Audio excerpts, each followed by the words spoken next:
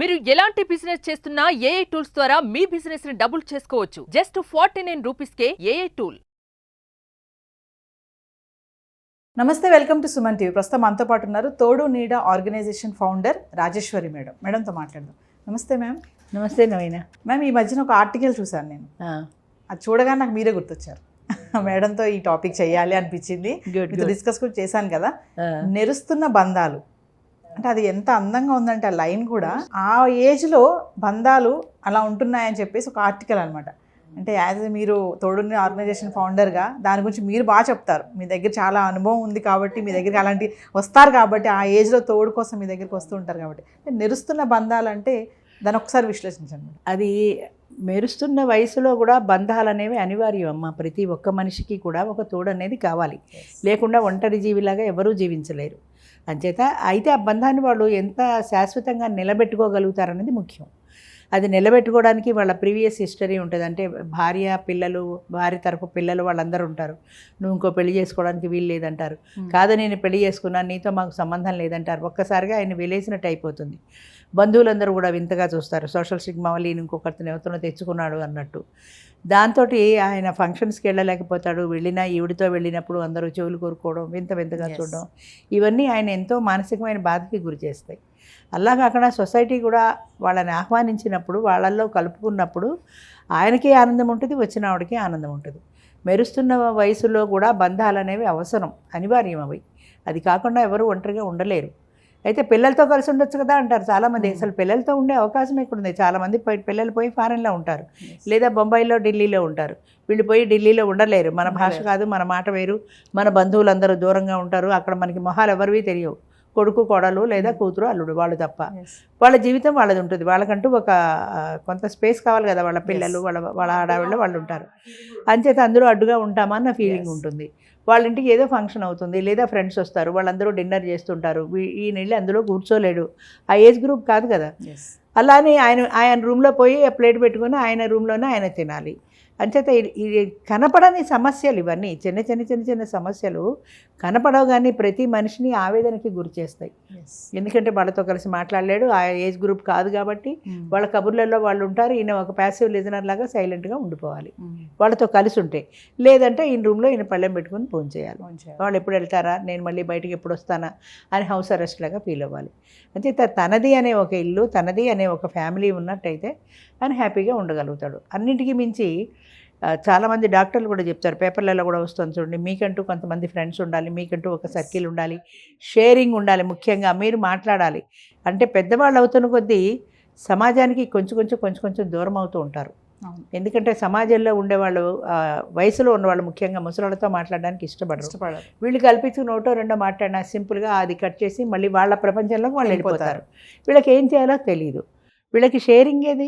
ఎవరితో మాట్లాడతారు, ఎవరితో వాళ్ళ భావాల్ని పంచుకుంటారు, కష్టమైన సుఖమైన. అంచేత ఒక మనిషి అనేవాళ్ళు తప్పనిసరిగా ఉంటేనే వాళ్ళతో కూర్చొని మాట్లాడుకోగలుగుతారు. ఆ షేరింగ్ లేని మనిషి మానసికమైన వేదనకి గురవుతాడు, డిప్రెషన్కి గురవుతాడు.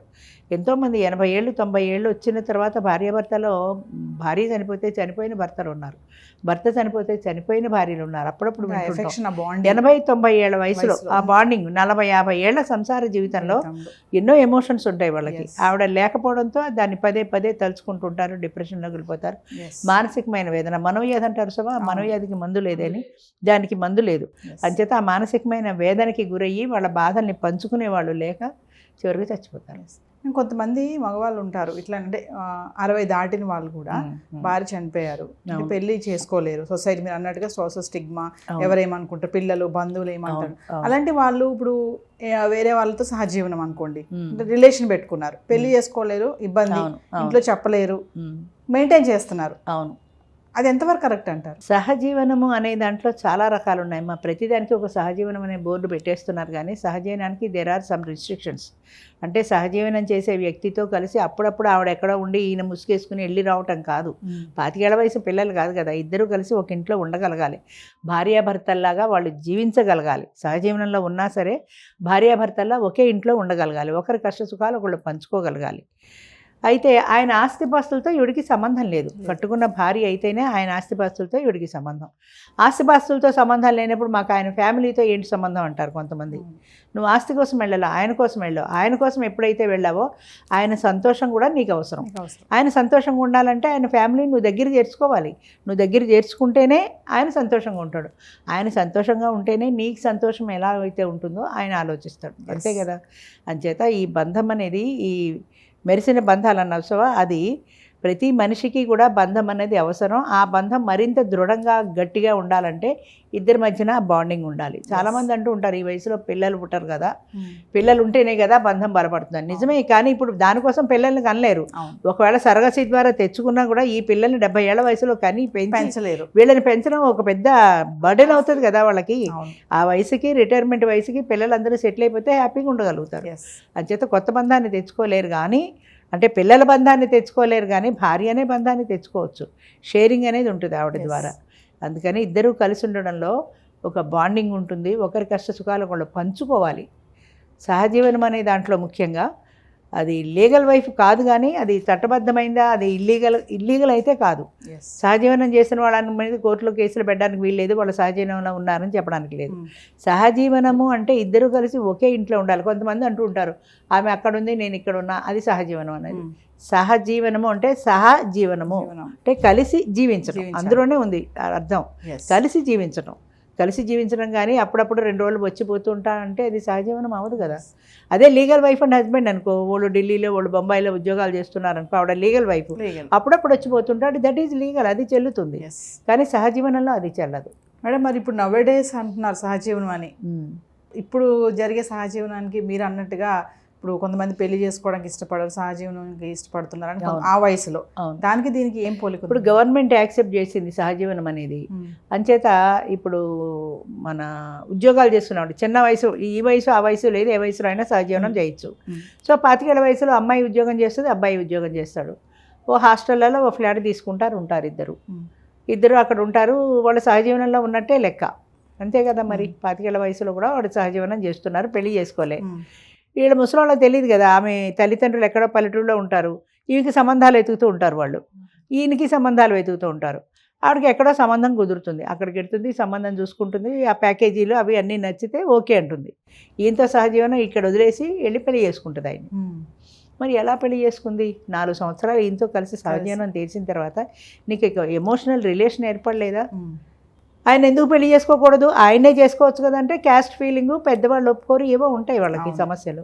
అంచేత పెద్దవాళ్ళు ఒప్పుకోరు కాబట్టి ఇష్టపడరు. సహజీవనంలో ఉన్న వాళ్ళు హ్యాపీగా ఉంటారు. ఎప్పుడు కాదంటే అప్పుడు షేక్ హ్యాండ్ ఇచ్చుకుని విడిపోతారు. అదే నాకు ఆశ్చర్యం వేస్తుంది, ఎమోషన్స్ ఎలా లేవు? ఒక మనిషితో కలిసి ఇన్ని సంవత్సరాలు జీవించిన తర్వాత ఆ మనిషిని గుర్తురాడా?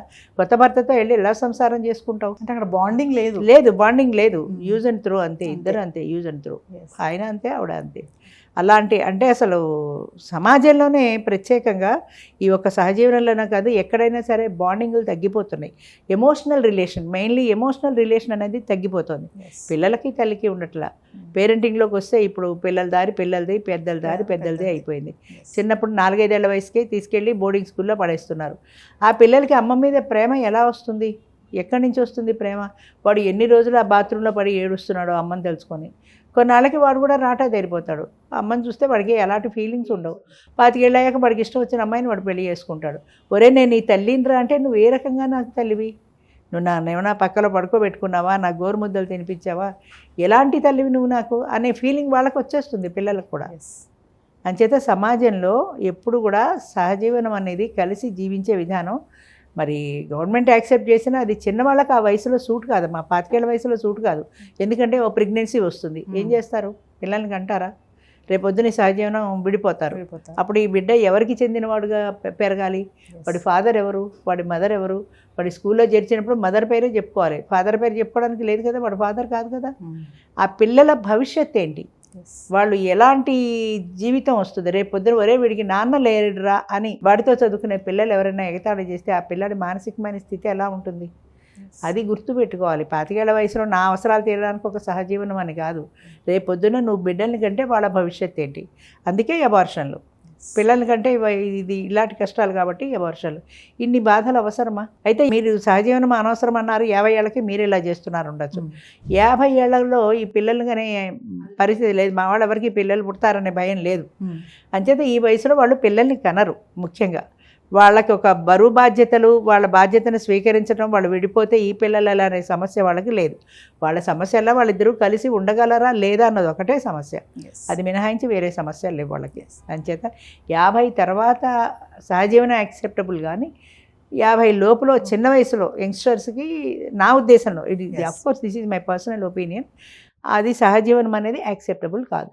కానీ జరుగుతోంది సమాజంలో, ఏం చేస్తాం అంతే. Thank you ma'am. నమస్తే. థ్యాంక్ యూ అమ్మా.